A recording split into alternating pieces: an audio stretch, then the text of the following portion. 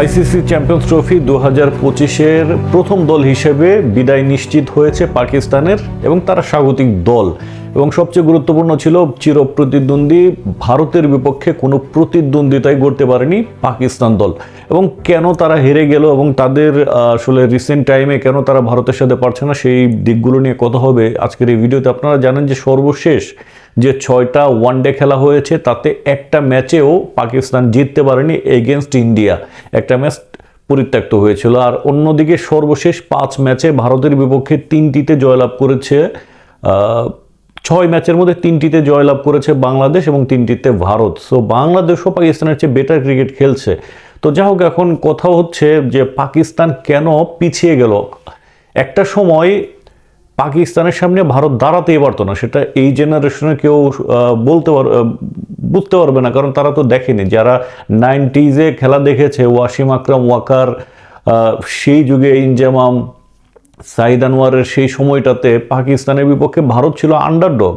আর এখন 20-25 বছর পরে পাকিস্তান হয়ে গেছে ভারতের কাছে আন্ডারডগ। এটা একটা দুশ্চিন্তার বিষয়। অ্যাট দ্য সেম টাইম এটার কিছু লজিক্যাল কারণও আছে। আজকের এই ম্যাচ নিয়ে অ্যানালাইসিসের কিছু নাই। পাকিস্তানের বিপক্ষে ভারত হারবে, পাকিস্তানের বিপক্ষে ভারত জিতবে, এটাই হচ্ছে স্বাভাবিক এবং ট্রেন্ড এবং বাস্তবও। কারণ হচ্ছে ভারত যে ধরনের ক্রিকেট খেলছে পাকিস্তানের সেখানে প্রতিদ্বন্দ্বিতা গড়ার মতো সামর্থ্য এই দলটার নাই বিশেষ করে। আর পাকিস্তান হচ্ছে ওভার হাইপড। অনেকগুলো ফ্যাক্টর আছে, তার মধ্যে খুবই ক্রিটিক্যাল কয়েকটা ফ্যাক্টর হচ্ছে পাকিস্তানে স্টিল পলিটিক্স আছে, তাদের ন্যাশনাল টিম সিলেকশনে পলিটিক্স আছে, যে কারণে দেখা যায় যে অনেক ভালো প্লেয়ার তারা উঠে আসতে পারে না, পাইপলাইনে থেকেই ঝরে যায়। এটা একটা কারণ হতে পারে। কারণ দেখুন, মোহাম্মদ আমির জুনায়েদ ছিল একটা ফাস্ট বোলার, মোহাম্মদ আমির, আসিফ তো গেলই, আসিফ তো খেলতে পারলো না, কিন্তু জুনায়েদ খান সেও যেরকম সুইং করাতো। কিন্তু এই দলের দেখেন একজন প্লেয়ার, 2-3জন ফাস্ট বোলার আসছে, রৌফ, নাসিম, শাহিন শাফরিদি, 3জন গত 4-5 বছর ধরে খেলতেছে, আউটপুট 0। 1 বছর ভালো ছন্দে পারফর্ম করে, এরপরেই তারা হারায় যায়। এরপর কিন্তু তারা তাদের সেরাটা পারফর্ম করতে পারে না। এটা হচ্ছে অন্যতম সমস্যা, কারণ মোহাম্মদ আমিরের মতো ভালো বোলার পাকিস্তান পায়নি।